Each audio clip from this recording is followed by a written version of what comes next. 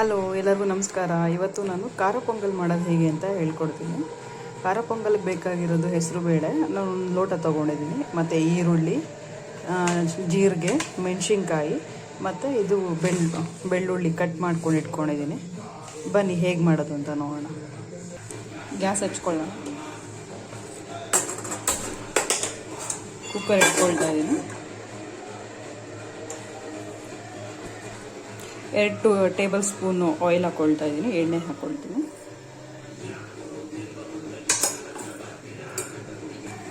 ಎಣ್ಣೆ ಕಾದಿದೆ, ಈಗ ಸಾಸಿವೆ ಹಾಕ್ಕೊಳ್ಳೋಣ, ಬೆಳ್ಳುಳ್ಳಿ ಹಾಕ್ಕೊಳ್ಳೋಣ. ಕೆಂಪಾದ್ಮೇಲೆ ಮೆಣಸಿನ್ಕಾಯಿ ಹಾಕ್ಕೊಳ್ಳೋಣ. ಹಸಿಮೆಣಸಿನ್ಕಾಯಿ ನಾನು 5 ಮೆಣಸಿನ್ಕಾಯಿ ತೊಗೊಂಡಿದ್ದೀನಿ.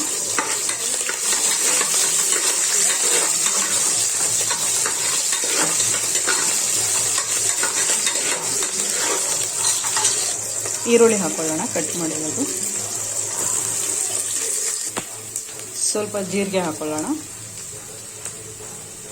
ಅದ್ರ ಜೊತೆಗೆ ಹಾಗೇನೆ ಕಾಳು ಮೆಣಸು, ಅಂದರೆ ನಾನು ಪುಡಿ ಮಾಡಿ ಇಟ್ಕೊಂಡಿದ್ದೀನಿ ಮೆಣಸನ್ನು ಹಾಕ್ಕೊಳ್ತಾ ಇದ್ದೀನಿ.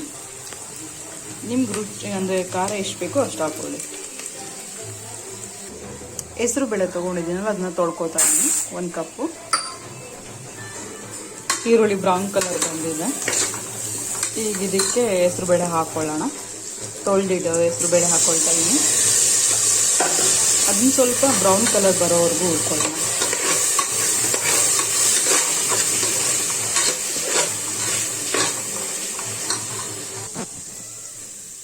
ಸ್ವಲ್ಪ ಅರಿಶಿನ ಪುಡಿ ಹಾಕ್ಕೊಳ್ಳೋಣ.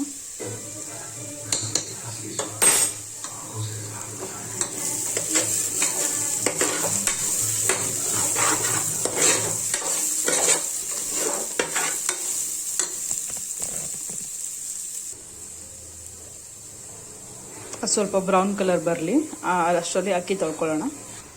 ನಾನು ಇದರಲ್ಲಿ ಅರ್ಧ ಕಪ್ ತೊಗೊಂಡಿದ್ದೀನಿ. ಬ್ರೌನ್ ಕಲರ್ ಬಂದಿದೆ, ಈಗ ಅಕ್ಕಿ ಹಾಕೊಳ್ಳೋಣ.